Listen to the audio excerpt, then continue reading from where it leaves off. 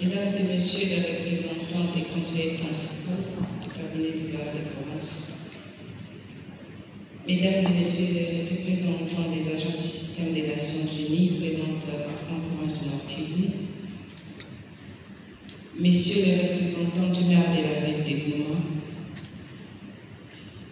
Mesdames et Messieurs les chefs des divisions de l'administration publique ici présents, Messieurs les chefs d'antenne de la CNR ici représentés, Mesdames et Messieurs, distingués invités à vos titres, rang et qualités respectifs. Nous sommes heureuses de prendre la parole ce jour à l'occasion de l'atelier de renforcement des capacités opérationnelles des autorités locales dans la gestion des déplacés internes en province du Nord Kivu, organisé par le gouvernement provincial du Nord Kivu, en partenariat avec AIDS, avec l'appui financier du Haut Commissariat des Nations Unies pour les réfugiés, ACER, ainsi que. Permettez-moi de souligner que le présent atelier tombe à point nommé, surtout en cette période où la partie est de notre pays est confronté à une guerre injuste lui imposée par le Rwanda sous les labels du M23,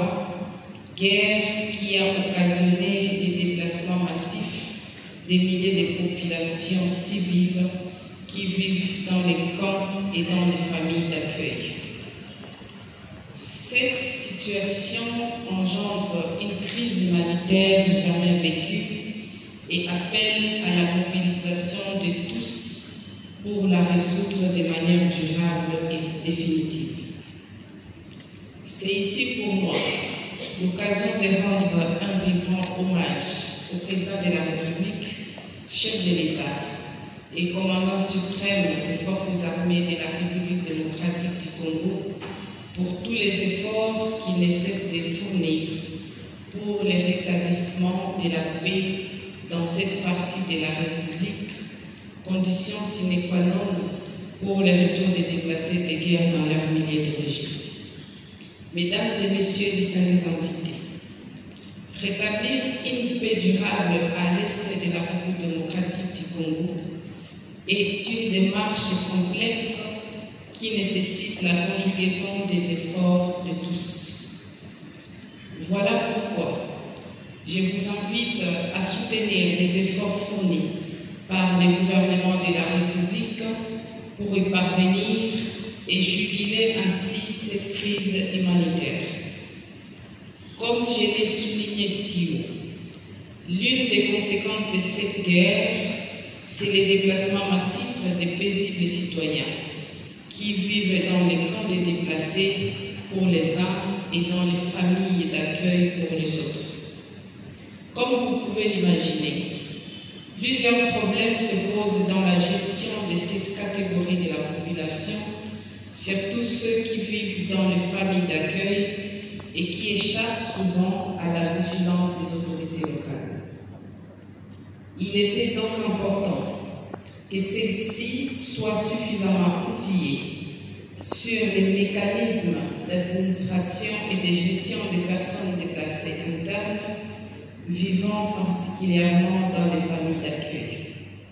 Voilà pourquoi j'invite toutes les parties prenantes à plus d'abnégation, d'assiduité et de faire preuve de leur savoir-faire en vue de mettre en place un outil standard de collecte des données statistiques, de suivi des mouvements des personnes déplacées internes, et ce, au mieux des intérêts de nos compatriotes, victimes de la barbarie des ennemis de la paix. Mesdames et Messieurs distingués invités, je ne peux clore mon propos sans exprimer mes sentiments de profonde gratitude au Commissariat des Nations Unies pour les réfugiés et à travers lui à toute la communauté humanitaire pour son élan de solidarité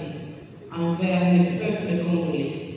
et son accompagnement de tout genre, grâce auquel la République démocratique du Congo en général et la province du Nord Kivu en particulier